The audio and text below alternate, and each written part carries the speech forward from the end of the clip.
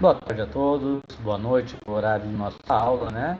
Estamos aqui hoje para tratar de direito empresarial no que tange a sociedade empresarial.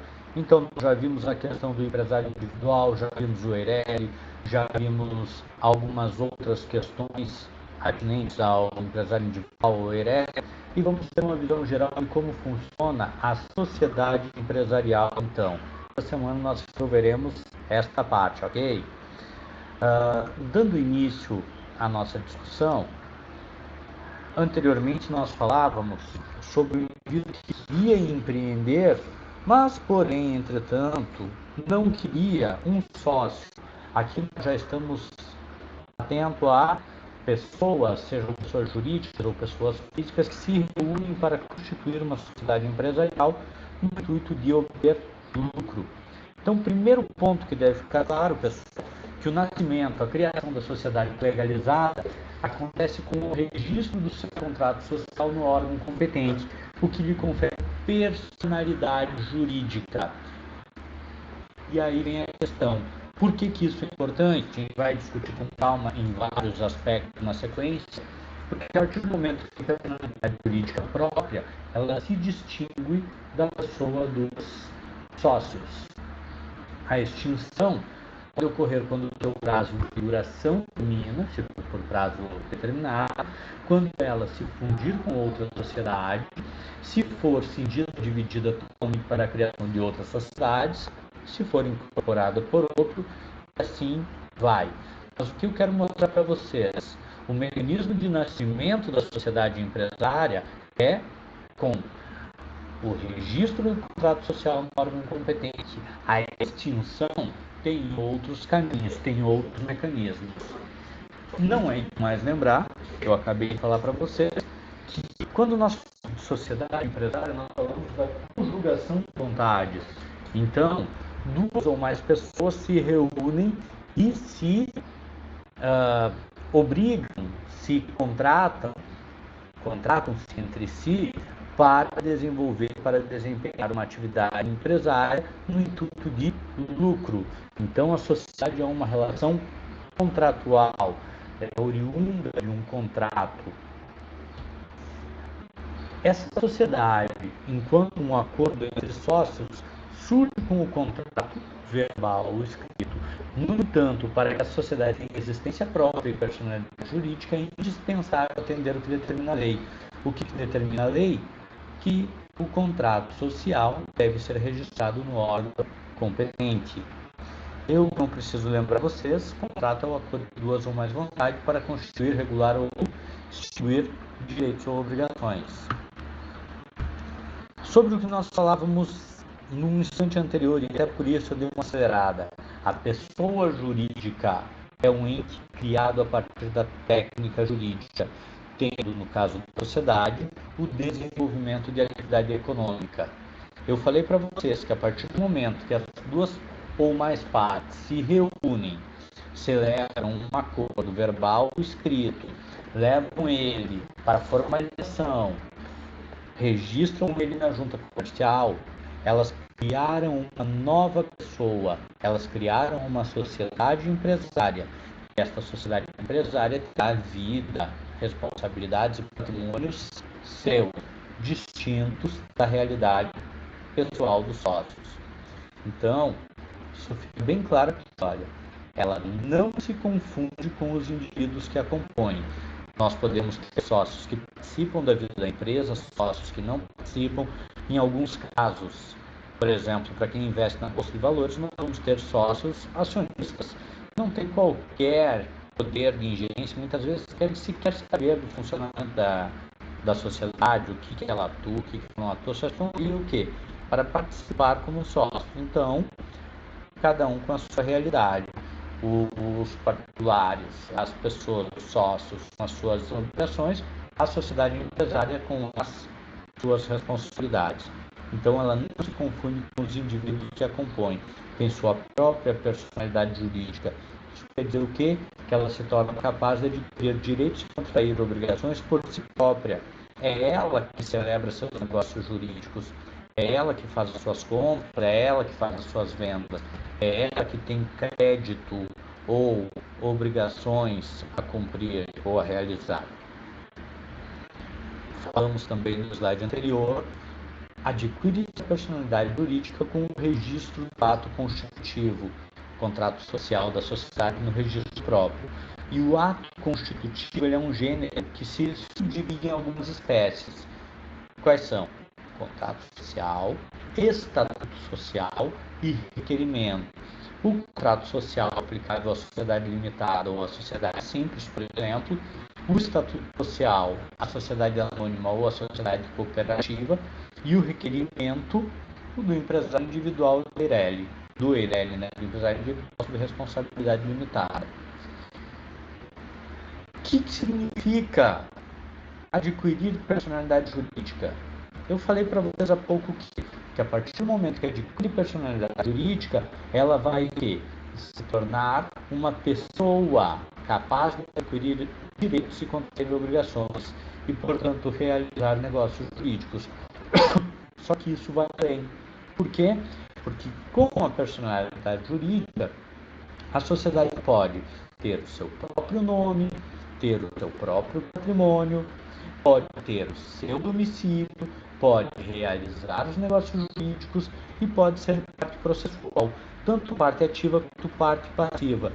Nesse ponto que eu chamo a atenção de vocês, que se demonstrarem que a sociedade empresarial que vocês fazem parte, ela não está numa boa situação econômica no momento, ela poderá, em juízo, pleitear gratuidade processual. Então, assistência judiciária gratuita. Para que isso? Garantia de pleno acesso à justiça. Então, pessoal, falou em sociedade empresária, é a conjugação do esforço, a conjugação da vontade de duas ou mais pessoas, sejam elas pessoas físicas ou jurídicas, para a constituição de uma pessoa jurídica autônoma, independente. E aqui, portanto disso, esta pessoa jurídica terá vida própria. Teremos sócios, mas os sócios terão a sua vida, terão o seu patrimônio, terão o seu domicílio, enquanto a pessoa jurídica terá as suas responsabilidades. Inclusive, eu tenho caso em que eu advogo para a pessoa jurídica e que não é listado nenhum dos sócios, nem sequer o sócio administrador. Por exemplo, num processo de improbidade administrativa movido exclusivamente contra a pessoa jurídica e contra o sócio administrador. Ainda nesta parte, nós temos como premissa que a sociedade empresária sempre demandará duas ou mais pessoas. Não caberia sociedade unipessoal. Todavia, nós temos, a partir de 2019, uma mudança bem impactante.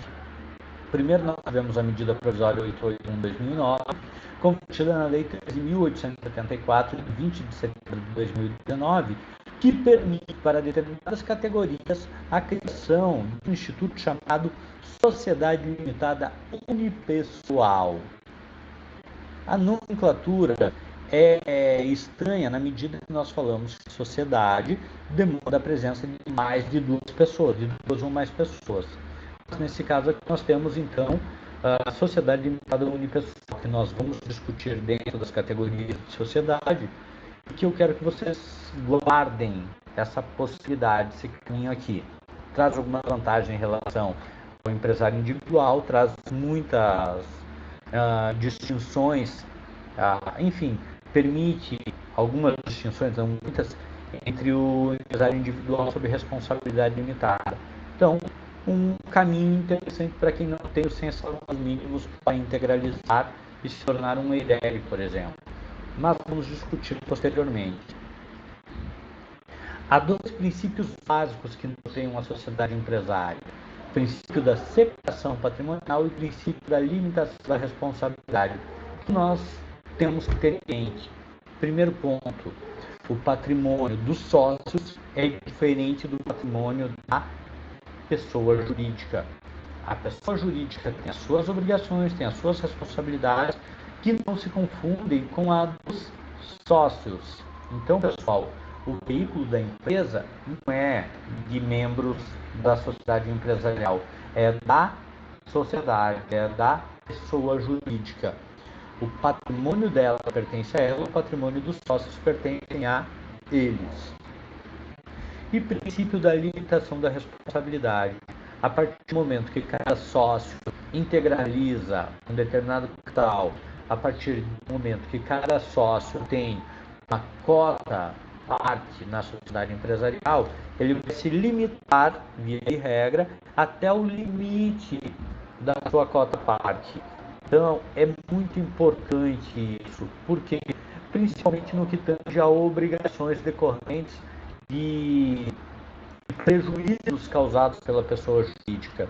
O sócio, se não tiver agido com dolo, enfim, se não tiver praticado algum ilícito, se não tiver cometido alguma fraude, ele vai ter responsabilidade somente no limite da sua contraparte. Então tu vai olhar, de repente, uma ação contra a pessoa jurídica de R$200 mil e o patrimônio social é de R$100 mil. São 4 sócios, cada um responde até R$25 mil. Limitação da responsabilidade, então. Reforçando ainda, eu já falei no começo dessa aula, para termos uma visão geral. Sociedade visa fim econômico. Nós temos sociedades empregadas e sociedades simples. Nós aqui vamos nos ater às sociedades empresárias, aquelas que exercem atividade empresarial, que vão ter que ter registro na junta comercial. Temos também a sociedade simples para aquelas atividades, para aquelas pessoas que exercem atividade civil, por exemplo, advogado, contador, enfim, eles vão ter registro no ofício de registro civil de pessoa jurídica. Em alguns casos, por exemplo, o advogado, o registro vai ser na OAB, Ordem dos Advogados. Trouxe para vocês uma visão geral, um quadro amplo das sociedades que nós temos. Então, as sociedades não personificadas, as não personificadas, sociedades em comum e em conta de participação, e as personificadas, as sociedades simples, que, como eu falei para vocês, não nos interessam, e as sociedades empresárias, aquelas sociedades limitadas, em nome coletivo, comandita simples, comandita por ações e sociedades anônimas, que nós passaremos a ver, tanto as personificadas como tanto as não personificadas como as personificadas. Iremos individualizar cada qual. Sobre a terminologia aplicável à matéria, pessoal, eu trouxe para vocês terem uma visão geral do que é sócio, do que é dividendo, do que é lucro, do que é prejuízo, do que é prolabore, direito de retirada, cessão de cotas, enfim. Sócio, nada mais justo, nada mais lógico, é aquele que participa da sociedade, que detém um quantitativo de cotas ou ações. É o gênero do acionista, cotista e cooperado, são espécies.